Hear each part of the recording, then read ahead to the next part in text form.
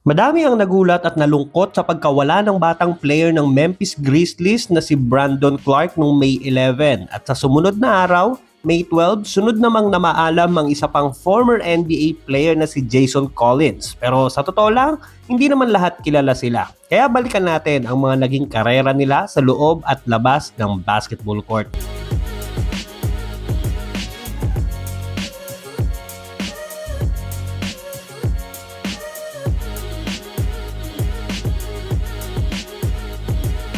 Si Brandon Clark ay ipinanganak sa Vancouver, Canada pero lumaki siya sa Arizona, USA. Naglaro siya sa college basketball sa San Jose State pero lumipat din after ng 2 taon sa Gonzaga. At doon lalo siyang sumikat bilang isa sa pinakamatitinik sa depensa at shot blocking nung college days niya. May average siya noon na 16.9 points, 8.6 rebounds at 3.2 blocks per game. Noong 2019 NBA draft, napili siya bilang 21st overall pick ng OKC Thunder. Pero na-trade din agad yung rights sa kanya para sa Memphis Grizzlies. Kapalit yon yung 23rd pick na si Darius Bazley. Sa Memphis, kahit hindi siya superstar level na scorer, mabilis siyang minahal ng fans dahil sa sipag, hustle plays at lakas niyang magbigay ng energy off the bench. Naging bahagi rin siya ng batang core ng Grizzlies kasama nila Ja Morant, Dillon Brooks at Jaren Jackson Jr. na tumulong ibalik sa playoffs ang Memphis. Isang solid role player. Sa kanyang 7 seasons sa liga, may average siyang 10.2 points, 5.5 rebounds, 1.3 assists na may 60.5% sa field. Yan ang bentahan niya, ang kanyang high efficiency at energy off the bench. Pero habang tumatagal ang karir niya sa NBA, sunod-sunod din ang nagiging injury ni Brandon Clark. Noong 2023, nagtamo siya ng matinding Achilles injury na naging dahilan para matapos agad ang season niya. Isa ito sa mga injuries na nahihirapan bumalik ang mga player sa dating form, lalo na sa isang athletic na player gaya ni Clark dahil malaking epekto nito sa talon at explosiveness niya. At dahil sa mahabang recovery, halos buong 2023 to 2024 season ay hindi siya nakalaro.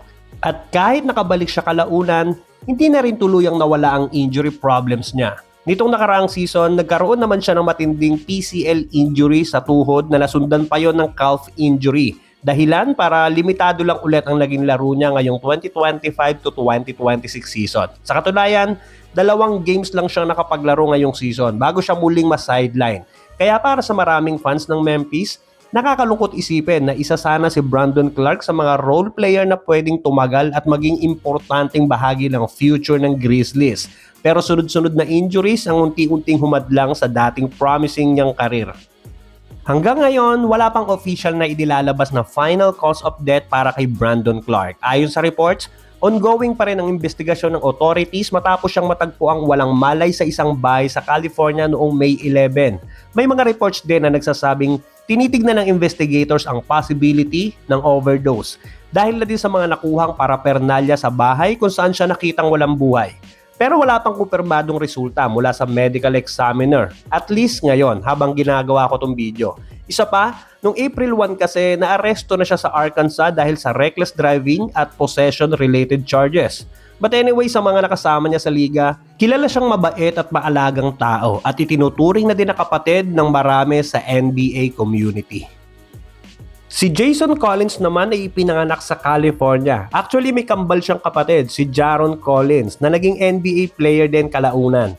Naglaro silang magkapatid sa Stanford Cardinal College. Habang nasa Stanford, nakilala si Jason Collins bilang isang matinding defender at physical na center. At noong 2001 ay napasama pa siya sa All-Pac-10 First Team at naging Third Team All-American. Noong 2001 NBA Draft, napili si Jason Collins bilang 18th overall pick ng Houston Rockets pero agad din siyang na-trade sa New Jersey Nets kung saan siya mas nakilala at naging bahagi ng back-to-back NBA Finals team noong 2002 at 2003 kasama nila Jason Kidd at Kenyon Martin. Hindi siya kilala bilang scorer pero sobrang importante niya sa depensa, screens, rebounds at mga dirty work na madalas hindi nakikita sa stats. Sa loob ng 13 seasons sa NBA, naglaro rin siya para sa Memphis Grizzlies, Timberwolves, Hawks, Celtics, Washington Wizards at muling bumalik sa Brooklyn Nets bago tuluyang nagretiro noong 2014. Kahit mababa lang ang career averages niya, marami pa rin coaches at teammates ang humanga sa kanya dahil sa pagiging selfless at pagiging mahusay na role player. Pero pinakamas nakilala si Jason Collins noong umamin siyang gay noong 2013. Siya yung pinakaunang active NBA player at isa sa unang active athlete sa major American sports na hayagang umamin tungkol sa kanyang sexuality. Pero wala pa naman sumunod sa kanya. Ayaw umamin ng iba eh. Marami ang pumuri sa tapang niya dahil malaking usapin pa noon ang ganoon topic sa mundo ng professional sports.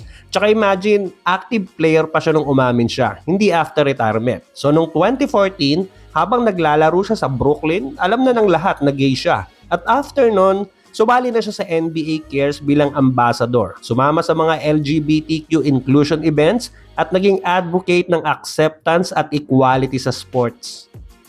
Pero noong 2025, na-diagnose si Jason Collins na may stage 4 brain cancer. Pero ilang buwan lang matapos siyang ikasal sa kanyang husband na si Bronson Green, August 2025 nang makaranas na siya ng mga symptoms. At nito lang December 2025 niya isinapubliko ang kanyang sakit.